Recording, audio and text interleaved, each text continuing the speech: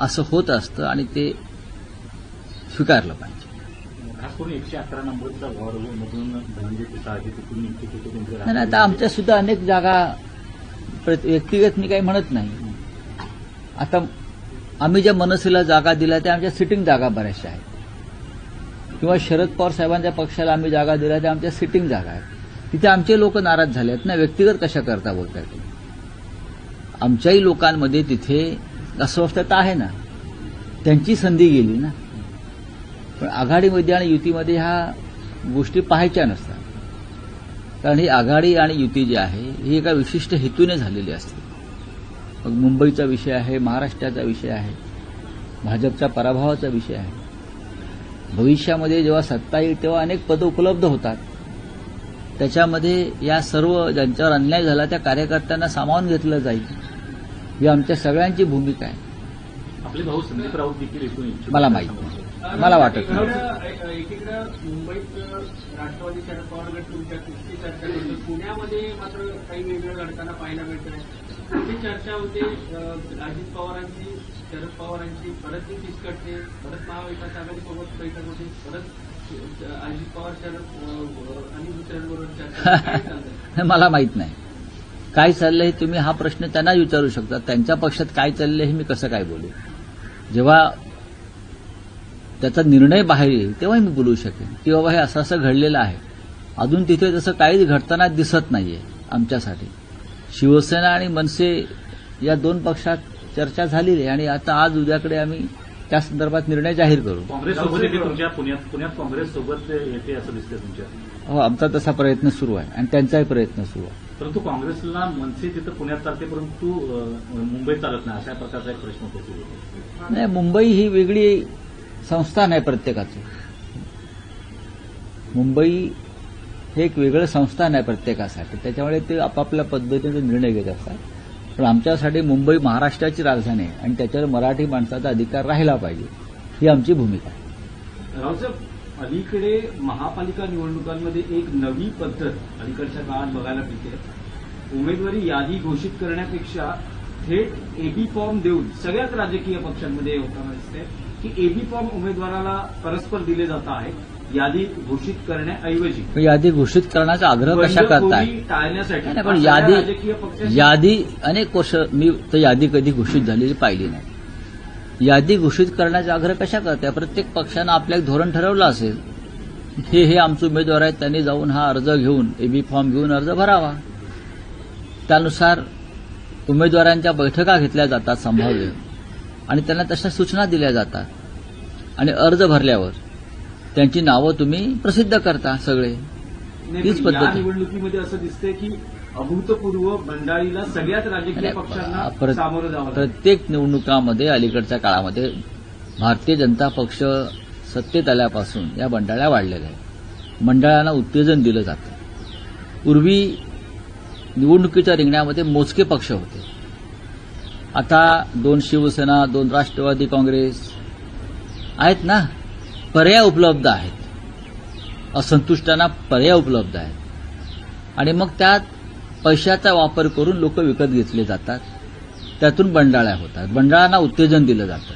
भाजपकडून मुंबईत उत्तर भारतीय मतदारांना आकर्षित करण्यासाठी जी स्टार प्रचारणाची यादी आहे त्यामध्ये योगी आदित्यनाथ आहेत, मैत्री ठाकूर आहेत, इतर मनोज तिवारी आहेत, असे उत्तर भारतीयांना आकर्षित करण्यासाठी एक वेगळी स्ट्रॅटेजी. नाही, त्यांच्यामध्ये त्यांनी मुंबईची फाळणी केलेली आहे. एक परप्रांतीयांची मुंबई आणि दुसरी मुंबई एक मराठी माणसाची मुंबई, अशी भाजपनं सरळ फाळणी केली.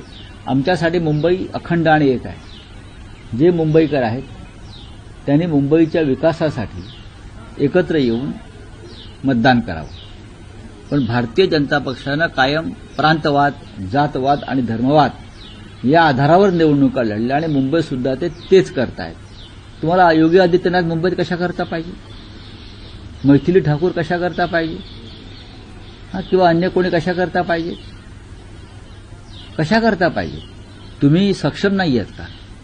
हा जर मतदार मुंबईचा नागरिक आहे, मुंबईकर आहे, तर मग भारतीय जनता पक्षाच्या महाराष्ट्रातल्या नेत्यांनी त्यांच्यासमोर गेलं पाहिजे. पण तुम्ही योगींना आणणार, तुम्ही रेखा गुप्ताला आणणार, तुम्ही मध्य प्रदेशच्या मुख्यमंत्र्यांना आणणार, म्हणजे त्या त्या प्रांताचे जातीच्या लोकांना त्या त्या भागातून लोक आणून तुम्ही आकर्षित करण्याचा प्रयत्न करताय. मग तुम्ही काय करताय इतके वर्ष मुंबई महाराष्ट्रात? तुम्ही जिंकण्याची गोष्ट करताय ना, मग तुम्ही जिंकून दाखवा ना. रावसाहेब, छत्रपती संभाजीनगरमध्ये रशीद मामूनचा जो प्रवेश आहे तो वादग्रस्त बनताना आपल्याला पाहायला मिळतोय. कारण स्वतः चंद्रकांत खैरेंचा विरोध आहे आणि देवेंद्र फडणवीसांची प्रतिक्रिया आलेली आहे की हिंदू हृदय सम्राट बाळासाहेबांच्या सुपुत्राकडून मतांसाठी लांबून चालन केलं जात आहे अशी टीका फडणवीसांची. आणि त्यांचं असं म्हणणं आहे की ठाकरेंना विशिष्ट लोकांचे जोडे चाटायचे आहे. जसे तुम्ही अजित पवारांचे चाटताय, अशोक चव्हाणांचे चाटताय, सर्व भ्रष्टाचारांचे चाटताय निवडणुका जिंकण्यासाठी. हे काय आहे? रशीद मामू वगैरे विषय सोडून द्या.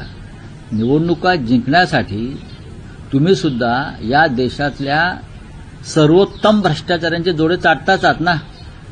ज्यांना नरेंद्र मोदींनी भ्रष्टाचारी ठरवलं असे अजितदादा पवार, अशोकराव चव्हाण यांचे जोडे कोण चाटतंय? कशा करता चाटताय? मग हे सगळे एकाच माळ्यातले मणी आहेत. दोन्ही ठाकरे बंधू एकत्र आल्यामुळे मुंबईतला जी काही आकडेवारी 67 प्रभागांमध्ये यूज करून दोन्ही ठाकरेंची ताकद वाढलेली पाहायला मिळते. आम्ही 115 जागा जिंकतो या क्षणी. 67 काय घेऊन बसलाय तुम्ही? जो बहुमताला जो एक आकडा लागतो या क्षणी मनसे, महाराष्ट्र नवनिर्माण सेना आणि शिवसेना हे शतक पार करतायत. 117 ते 120 पर्यंत जागा आम्ही जिंकू. हा आत्मविश्वास आम्हाला आहे आणि मतदारांना सुद्धा आमच्या आहे. रावसाहेब, ठाण्यामध्ये शिवसेना मनसे काय स्थिती असेल? काही तिकडचं काही, कारण ठाण्याचं बाळासाहेबांचं विशेष प्रेम ठाण्यावरही राहिले राष्ट्रवादी शरद त्यामुळे तिथे काय महाविकास आघाडी म्हणून आहे की शिवसेना मनसे म्हणून आहे? काय नेमकं घडतंय? शिवसेना मनसे नक्कीच आहे, पण आमच्या लोकांनी राष्ट्रवादी काँग्रेसचीही चर्चा केलेली आहे, पण माझ्याकडे त्याविषयी फार माहिती नाहीये. पण शिवसेना आणि मनसेमध्ये जागा वाटप पूर्ण झालेलं आहे. तिकडले राष्ट्रवादी काँग्रेसच्या नेत्यांशीही चर्चा झालेली आहे. खास करून जितेंद्र आव्हाड यांच्याबरोबर सुरुवातीलाच बैठका झालेल्या आहेत. त्या संदर्भात तुम्हाला संध्याकाळपर्यंत निकाल मिळेल. शक्यता आहे की महायुतीत तिथे भाजप स्वबळावर लढण्याची शक्यता आहे. स्थानिक आमदार म्हणतात की आजपर्यंतचं अल्टिमेटम आहे, जर आज नाही झालं तर स्वबळावर लढू. हे सगळं घडत असताना ठाण्यात नमो ठाणे असेही बॅनर लागले. नमो ठाणे, नमो भारत, नमो आणि वेगळे, आणि श्रीकांत शिंदे तर वेगळ्या सभा घेत आहेत स्वतंत्र. नाही, ठीक आहे. अल्टिमेटम वगैरे असा काही नसतो. ठाण्याचं महत्व वेगळं आहे यावेळेला.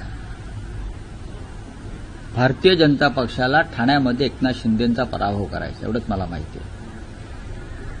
एवढंच मला माहिती. आणि त्या दृष्टीनं भारतीय जनता पक्षानं तयारी सुरू केलेली आहे. लोकसभा, विधानसभा निवडणुकांमधले निकाल वेगळे होते, ती गणिते वेगळी होती. भारतीय जनता पक्ष आणि शिवसेना मनसे युती यांच्यामध्येच लढाई होईल, फाईट होईल. चला, थँक्यू. शिवसेना भवनासमोर उत्तर भारतीय बटोगे तो कटोगे अशा प्रकारचे बोर्ड लागलेले पाहायला मिळतात. काय नेरेटिव्ह? हे भारतीय जनता पक्षाचे धंदे आहेत बरं का. कोणी निंदा, कोणी वंदा, माझं नाव धंदा, बरं, तसं त्यांचं चालू आहे. ते काय सुधारणार नाहीत. भारतीय जनता पक्षाचे लोक अजिबात सुधारणार नाहीत.